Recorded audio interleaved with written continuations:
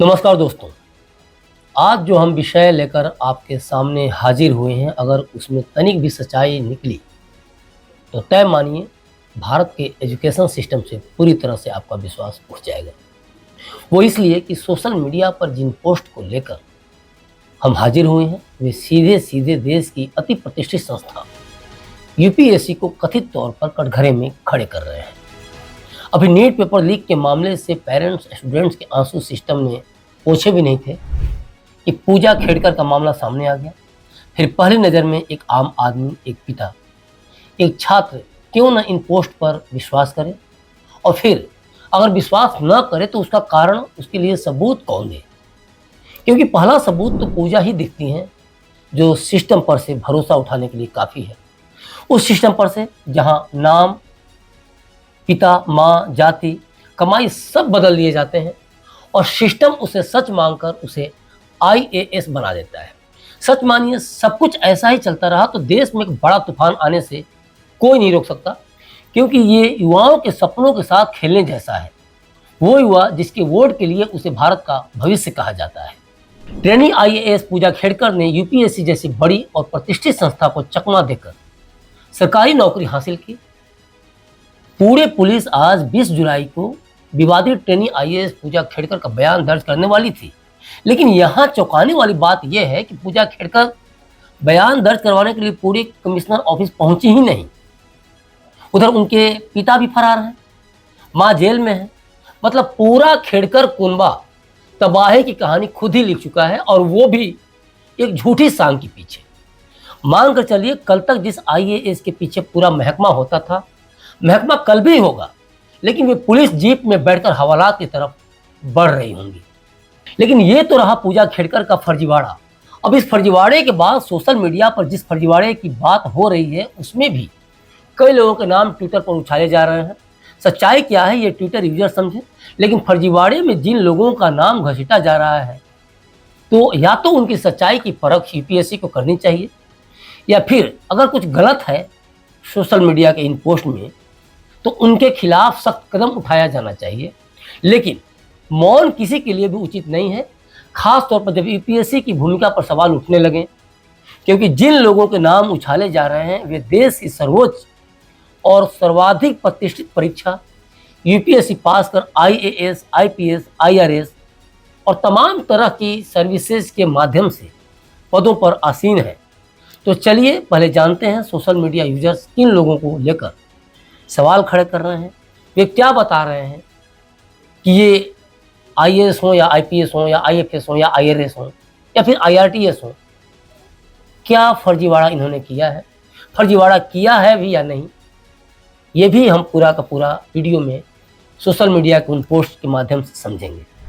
सबसे पहले बात करते हैं आईएएस आसिमा गोयल की, जिनकी यूपीएससी 2019 में 65वीं रैंक आई, जिनके बारे में ट्विटर यूजर मुकेश मोहन लिखते हैं कि आसिमा से उसके पिता की साल 2017-18 का इनकम का हिसाब मांगा गया था।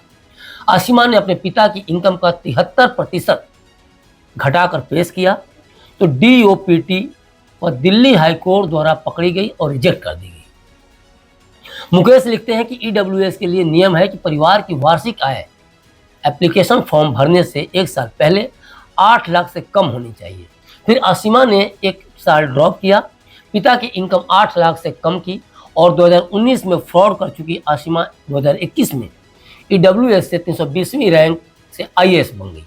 इस बार डीओपीटी और यूपीएससी चुप रहा। आगे मुकेश कहते हैं कि आपने पिछले 4 दिन से अपने सोशल मीडिया अकाउंट डीएक्टिवेट कर रखे हैं, इस वजह से लोगों को मोटिवेशन नहीं मिल रहा है। मुकेश की बातों में सच्चाई है तो उनके पोस्ट की आखिरी लाइन देश के हर स्टूडेंट, हर पेरेंट्स का सवाल है कि जिस कैंडिडेट ने एक बार फ्रॉड कर दिया हो उसको यूपीएससी ने वापस एग्जाम में कैसे बैठने दिया।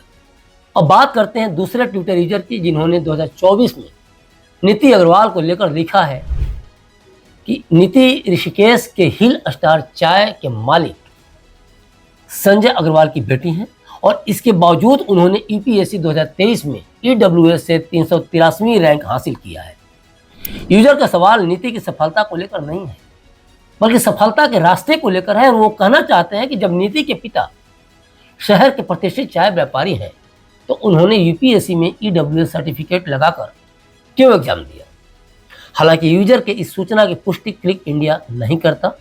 हम ये बार बार आपको बता रहे हैं कि हम अब इस तरह के किसी भी पोस्ट की पुष्टि नहीं करते हैं। एक अन्य यूजर अपने पोस्ट में कहते हैं कि 2019 में अक्षय रंजुमेश आईआरएस हुए। यूजर कहता है कि अक्षय का इंस्टा पेज कहता है कि वे 2020 से इंडियन रेवेन्यू सर्विसेज में पदस्थ हैं। 2023 में फिर से ईडब्ल्यूएस से यूपीएससी दिया और रिकमेंडेड कैंडिडेट की लिस्ट में जगह बनाई। कटाक्ष करते हुए यूजर लिखते हैं कि जलमखोर कह रहे हैं कि साहेब राजा होना चाहते हैं। क्या लगता है इस बार राजा हो जाएंगे या ईडब्ल्यूएस से वापस फॉर्म लगाना होगा। बेसिकली यहाँ भी यूजर यही कहना चाहते हैं कटाक्ष करते हुए कि जब आईआरएस हो गए तो उसके बाद ईडब्ल्यूएस में कैसे आप आ गए।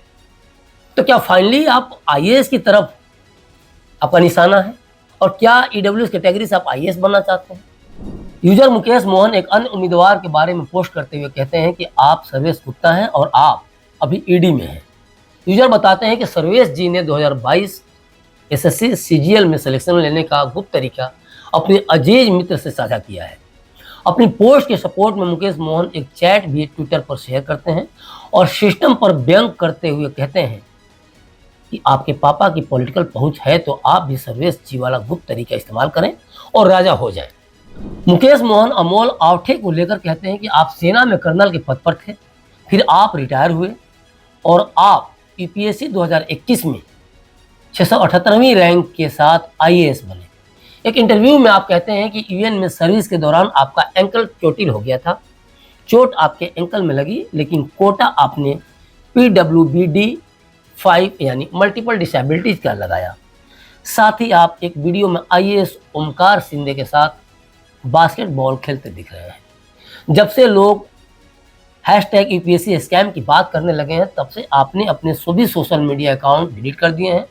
मुकेश अमोल पर कमेंट करते हुए कहते हैं कि लोग आप पर फर्जी PWBD 5 सर्टिफिकेट बनाकर जीवन के 42वें साल में आईएएस बनने का झूठा आरोप लगा रहे हैं। मुझसे ये सहन नहीं हो रहा है, आप इन्हें जवाब दीजिए ना सर। इन पोस्ट के अलावा यूजर्स ने जिन कुछ और पोस्ट के माध्यम से सरकार और यूपीएससी तक अपनी बातें पहुंचाने की कोशिश की है उस पर भी ध्यान देना जरूरी है, क्योंकि अगर इन पोस्ट में सच्चाई है तो ये सीना को चीर देने के समान है। यूजर मुकेश लिखते हैं कि कार्तिक कंसल ने यूपीएससी 2021 में 271वीं रैंक, 2019 में 813वीं रैंक, 2022 में 784वीं रैंक, 2023 में 829 रैंक हासिल की और दिल्ली एम्स ने कार्तिक को 90% विकलांग माना है। लेकिन मोटे ताजे लोगों को लंगड़ा लूला मानने वाले यूपीएससी ने इनको पद नहीं दिया।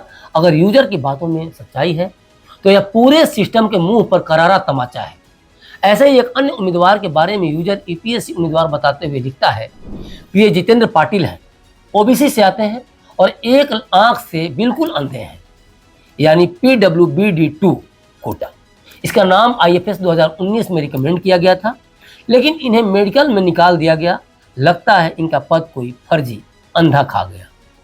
सोशल मीडिया पर इन पोस्ट की लाइन लंबी है जिसमें बताया जा रहा है कि शिव नारायण शर्मा, निमिषी त्रिपाठी, साक्षी, ऋषिराज राय, प्रफुल्ल देसाई, विजय वर्धन सहित कई लोगों के नाम हैं जिन्हें लेकर सोशल मीडिया यूजर्स ये कह रहे हैं कि इन्होंने ईडब्ल्यूएस कैटेगरी या डिसेबिलिटी सर्टिफिकेट बनवाकर या अन्य तरह से फर्जी सर्टिफिकेट बनवाकर यूपीएससी परीक्षा पास की। अब सोशल मीडिया में वायरल हो रहे इन फोटोज, वीडियोज और पोस्ट की क्लिक इंडिया प्रामाणिकता तो नहीं तय करता, लेकिन पोस्ट में क्या सच्चाई है ये तो सरकार और यूपीएससी समझे।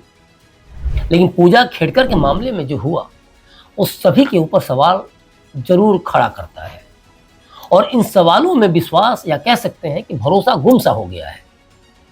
पूजा मामले में यूपीएससी चाहे जो एक्शन ले, लेकिन यूपीएससी भी उनके मामले में कम कसूरवार नहीं है। बार बार एक कैंडिडेट अपना नाम बदलती है, पिता का नाम, माँ का नाम, पता, नॉन क्रीमी लेयर, ओबीसी, मतलब कि कुछ बचा ही नहीं जिसे पूजा ने बदला न हो।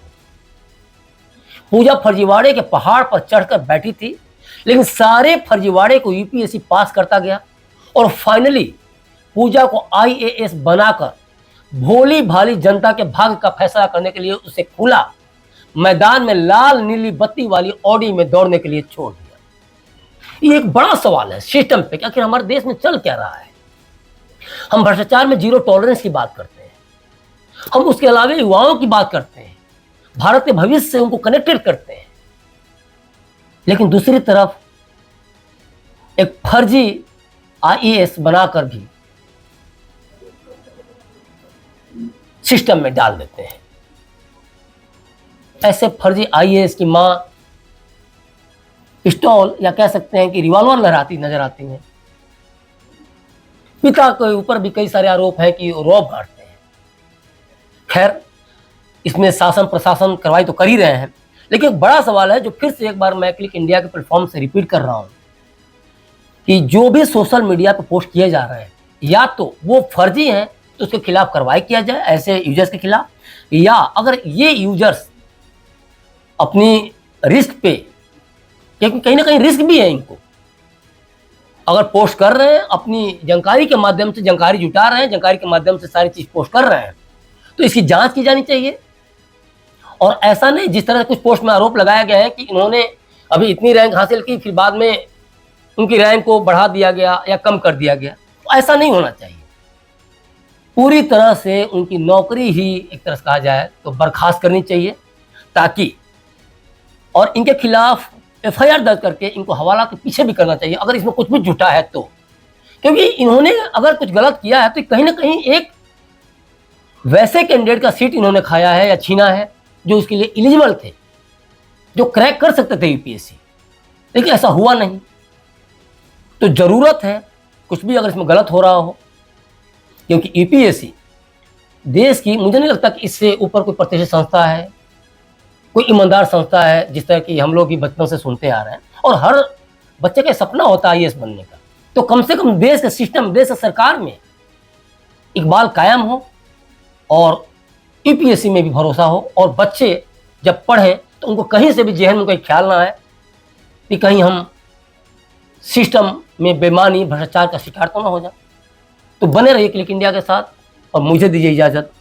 फिर हम एक नए मुद्दे के साथ बिना लाग लपेट, बिना किसी दबाव के हाजिर होंगे। शुक्रिया।